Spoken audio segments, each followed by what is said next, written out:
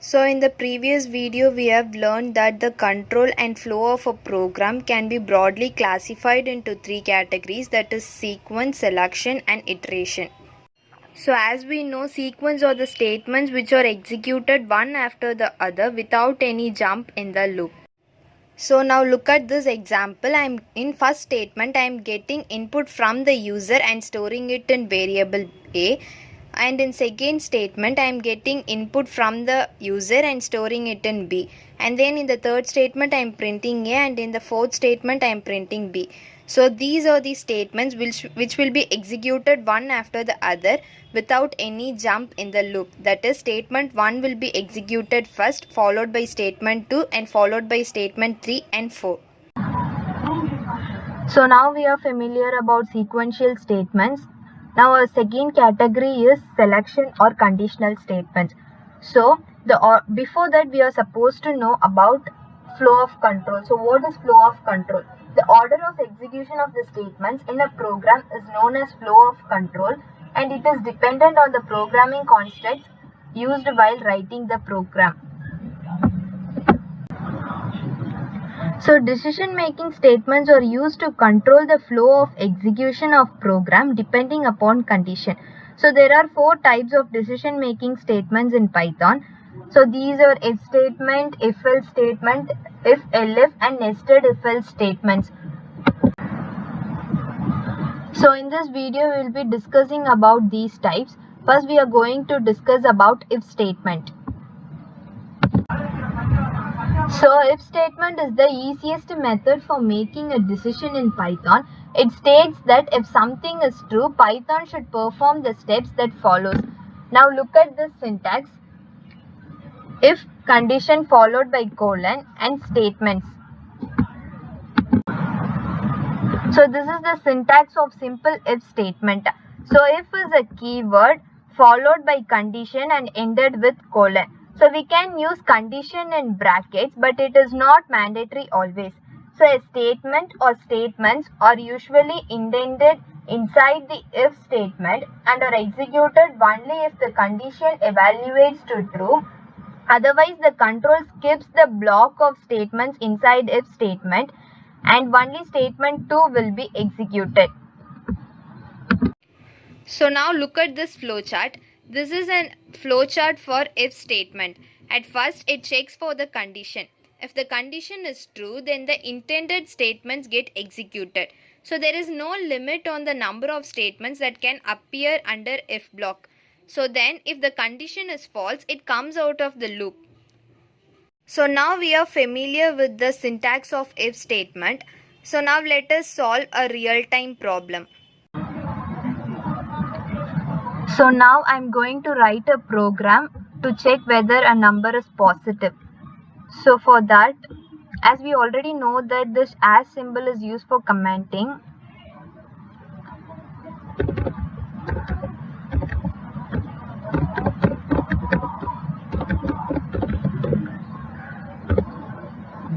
So now a equal to int, I am getting input from the user. I'm getting a number from the user. Enter the number. So it's asking for a number. So suppose I'm giving it as 10. Now I'm going to check the condition. If a greater than 0, this is the condition used to check whether the given number is positive or not. So if a greater than 0 followed by colon, print positive.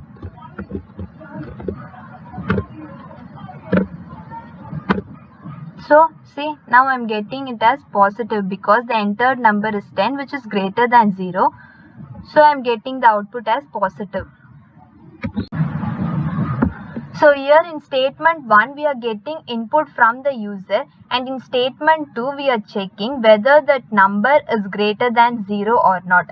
If it is greater than 0, then statement 3 will be executed, or else then the number is negative, is test expression becomes false and the body of if statement is skipped. That is, statement 3 will not be executed and statement 4 falls outside of the if block, hence it is executed regardless of the text expression.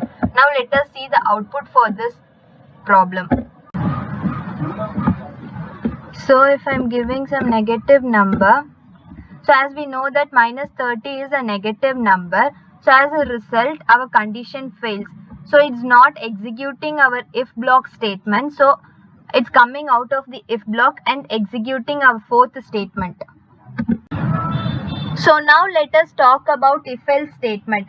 As we know that if statement tells us that if a condition is true, it will execute a block of statement, and if the condition is false, it won't. But what if we want the program to display some appropriate message or to execute certain set of instructions in case the condition becomes false? So here comes the else statement. Here if and else are keywords. Now look at this syntax. If a condition is true, then the body of that particular if will be executed. If the condition is false, then the else body will be executed. So this is the flowchart for if statement. So a statement intended inside the if statement or executed only if condition evaluates to true. Otherwise statement following else will be executed. So in this, it first checks the test expression. If it is true, body of if will be executed followed by the statement below if, or else the body of else will be executed and followed by the statement below if. So now this is a program to find whether a given number is positive or not. In first statement, I am getting input from the user, and in the second statement, I am checking whether that particular input is positive or not. So if the number is positive, then the body of if will be executed. If not, body of else will be executed. Now let us check the output for this program. So now let me type a negative number. So I am getting it as negative because the body of else is executed. So this is all about if else. So many a times there are situations that require multiple conditions to be checked and hence may lead to many alternatives. So in such a case, we can chain the conditions using if elif. Let us discuss about that. So now we are going to talk about if elif else statement. So if elif else construct is used in the situations where a user can decide among multiple operations. As soon as one of the condition controlling the if is true, then the statements associated with that if are executed and the rest of the ladder is bypassed.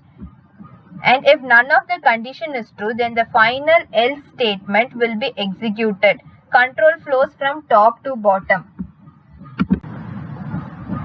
So it's important that each if, elif and else block should end with a colon.